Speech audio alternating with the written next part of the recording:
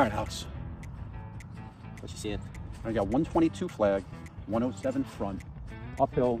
I'm excited to... Hello, friend. My name is Scott Epstein, also known as Scottie the Caddie, and welcome to the Links and Lifestyle Podcast. I'm grateful to be here and thankful that you're taking the time to listen. It's been a couple weeks since we've recorded. Summer's been busy up in New Jersey, but I want to touch on a bunch of different topics and share some lessons I got from them. So let's dive right in. This past Sunday, the Open Championship came to a conclusion, our last golf major of the year. And as a golfer and a caddy, there was a lot to unpack. So you golf fans, let's talk about it. Let's start with the winner, Ryan Fox from New Zealand. Father was a rugby player, grandfather was a cricket player. Played golf all over the world. Interesting story, he didn't get serious about golf until high school. I often apologize to Alex that our gene pool didn't have professional athletes in it. He played all over the world. He was not a straight shot to stardom. He played overseas. He won a lot overseas, played more over there than he did on the US or PGA Tour. He worked hard. He said the process of all the ups and downs he had in his career made him stronger. Not a household name on the tours. In fact, before the Open Championship, he had never finished in the top 10 in a major, which is one of the four big tournaments they play each year. Real good guy, fast golfer. That's, if anything, the best lesson that I and we can take from him was that he's a fast player. I had caddied for a guy over the weekend, and not only couldn't he break 100, but he was very slow. 3 or 4 practice swings, asked a lot of questions, especially on the green. We got to our last hole of the weekend, and he had a putt for 5 on a par 4, and he asked about the break and the hill and then the wind, and I just replied, "It's windy," right? It was a lot. So, what we can take from Ryan Fox is don't be that guy. Play fast, be good to your caddy, don't ask a ton of questions, don't take a lot of practice swings. Let's talk about Sam Burns. We talked about Sam at the US Open. He came really close to winning. Same thing this time. I got to walk with him and spend a little time with him, see the picture. He had a baby. He was originally not going to make the trip across the pond to play in the event, but their child came a little early. His wife encouraged him to play. He came very close again. I'm sure he was gutted. I mentioned last time his father told him that he was proud of him after the last major when he hung in there and fell a little short. He's been very clear about it. Winning doesn't define him. Being a good person, being a follower of Jesus is what defines him. So great major season, Sam Burns. And, for me, thank you for the lessons I've learned from you over the course of the last year. Siwoo Kim came close as well. One of the most likable guys on tour. What I want to share about him is he's from South Korea. And we all think that there's pressure in our lives, whether it's bills or obligations or responsibilities to other, being from South Korea, there's an 18+ month military requirement of service for young men in that country. One of the exemptions is athletic achievement, which he had secured previously by winning a medal in an Asia Games. So I just wanted to share that aspect of it. We all deal with and feel like there's pressure in our lives, whether it's playing golf with our buddies on the weekend, or in his case, playing golf to avoid having to, serve 18+ months in the military. To put a bow on the Open, it'd be crazy not to talk about Bryson DeChambeau. If you're a golf fan, you know what I'm talking about. If you're not, it's just a very polarizing figure in the game. He was assessed a 2-shot penalty on Friday after his round for stepping in fescue near and around his ball. And, whether there was intent or not, I think he did break the rules by the letter of the law. He didn't take it well. He wasn't happy about it, which is, on the one hand, is certainly understandable. Players were asked about it. Some players thought that the penalty was fair and just. Rory McIlroy in particular doesn't really care for him. Others defended him, and more importantly, just talked about the process.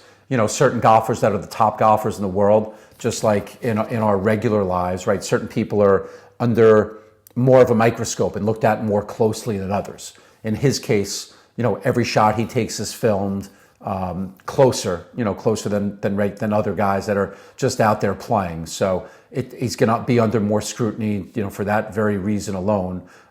Scottie Scheffler, who has known Bryson and played golf with Bryson since they were, young juniors, said, and I quote, "Bryson's a lot of things, but a cheater isn't one of them." So it'll be interesting how it all plays out.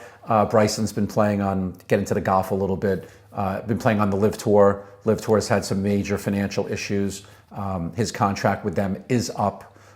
Bryson generates a ton of money with YouTube Golf and other things like that. If he's going to come back to the tour, he's going to have to, and take some responsibility and pay some money back. And he's, in my opinion, I don't know him, has a pretty big ego. So we'll just kind of see where all that flushes out.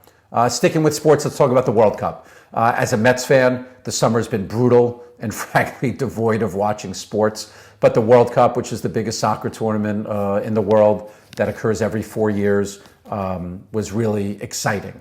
The last match was a bit of a dud, but the last month plus was incredible. Let's talk about the winners. Let's talk about Spain. They won it all. They played together. They had a system where they played for each other. It was very fun to watch. In some cases, the players have been playing with them amongst each other and growing up together in the sport, playing overseas in Spain from the time they were, really young kids to what they are now. So it was really cool. Good for them. They were the best side all tournament. They may not have been the flashiest, but they worked together. They worked hard, and they persevered. It wasn't perfect. It wasn't a straight shot to the moon, but they got it done. Argentina was very exciting. Lionel Messi, arguably, if not the best player of all time, one of them. They had games they were trailing in. They dug very deep. They never quit. They were clutch. These can all be applied to life. They can certainly be applied to golf. They were fortunate with some calls and, replay, or what they call VAR, and they met their match in the finals, but they had a great run and it was very exciting. And one of the things I liked the most about them was their coach. He showed very little emotion with their ups and downs. In some ways, I'm like that in my life, especially with the ups. He knew he was part of and experiencing something very special, and in the end, they fell a little short, coaching the best player, Messi, in the world. I hope they will take the positives and negatives and move forward from it. There was some theatrics and some stuff after the game that frankly was uncalled for. If this is it for Lionel Messi on the World Cup stage, thanks for the memories and the amazing moments. I did a short video on the importance of laughing. I had a great evening out with one of my Foxhole guys who grilled, and then we saw a comedy show, which was cool. But what I also took away from the night, and this is the last thing I'll sort of talk about on the podcast, was one of the guys who joined us, I'd met a couple times. I don't know super well, but he had led a Bible study men's meeting that I was not able to attend, but he had shared with me what they talked about. And there were a couple of questions that he shared with me, and I played with a little bit and wanted to play with for the audience. So what they were, where in life are you going too slow or lacking urgency? And where in life are you going too fast, not thinking through implications? So I got to play with it a little bit, and what I came up with as far as too slow was honestly around links and lifestyle in the business. I haven't been cranking out the podcast weekly. I have guests in mind, and when I started drafting this podcast, I wasn't being as aggressive as I could be in locking them in. My buddy Chris, we had to reschedule. I connected with a good friend I grew up with, and we're going to do it in early September. Our box, the Links and Lifestyle box, is transitioning to quarterly, and I know that I could be and should be marketing a little bit more. So this question brought all that into focus, and I've been in action ever since. Where I'm maybe going too fast is my habits and discipline. Like I've been talking about it, I'm now sort of living below 180 pounds, which is great, and maybe my addictive behavior is swinging too far in that direction. Maybe the no sweets I'm taking a little too far. At the comedy show, there was a drink or food minimum, and there was a brownie sundae and an ice cream sundae on the table, and as much as the friends and people I was with wanted me to participate, I stuck to my guns and didn't have any, which wasn't easy. And the same with night abs. I've been really consistent. Maybe I'm taking it a little too far. Perhaps with both, I'm setting myself up for failure when the cycle does break, and if the cycle breaks. So play with that. Where are you going too slow? Where are you going too fast? Share your comments on the platform or DM me directly. If you're enjoying the podcast, please like, comment, subscribe, and share on the platform that you're watching or listening to. Big finish. Win for the week, challenge, Bible verse. Win. I mentioned it earlier, the scale dipping below 180. It's good. I think about getting back from the cruise in mid-February and, being frankly right around 200 and just changing those habits, right? Day by day, week by week, results not happening overnight. And that can, we can apply that to a number of areas in our lives. Being there for my in-laws, who I'm staying with in New Jersey. They're going through a very challenging season of life, selling their house, preparing to move, 10 minutes from us. They're in my prayers. If you're listening, add Bruce and Cindy Sherman to your prayers as well. And lastly, the other big win is just being such a rock at the course up here. I thoroughly enjoy the community at Matita-Conk. I enjoy the golfers. I enjoy the golf course. I enjoy my boss, the guys I work with. I'm deployed up here for the summer and enjoying it and doing a great job. Which brings me to the challenge. The distance from Melissa and the kids, I've definitely been missing them a lot. I'm going to see everyone soon. Melissa and Gwen are coming up here in a few weeks, and then I'm going down there to move Haley into college. But I definitely miss them and the dogs. Here's a great picture of the dogs below.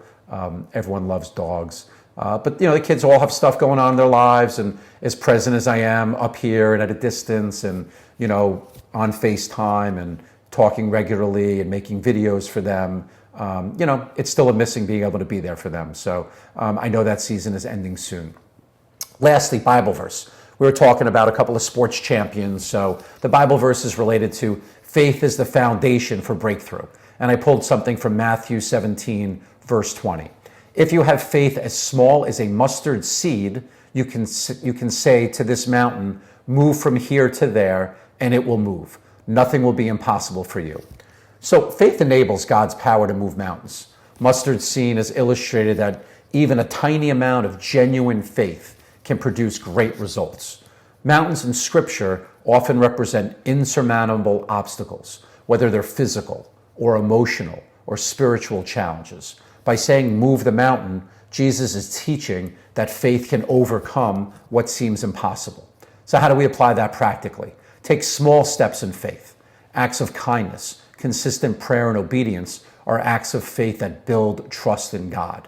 For me, I lean into Jesus all the time, consistently throughout my day, talking to him. I've got a little baby Jesus in my car now that I kind of play with and kiss from time to time.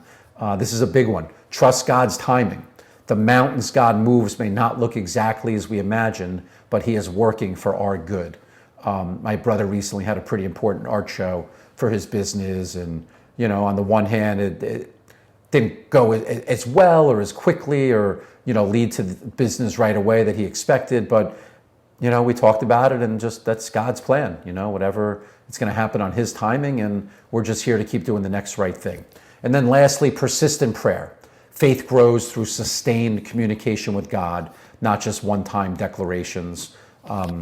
That's something that's really worked and moved mountains in my life. And if you take nothing away from this, being persistent in prayer and trusting in God's timing, I think will help whatever season of life you're going through or whatever you have going on.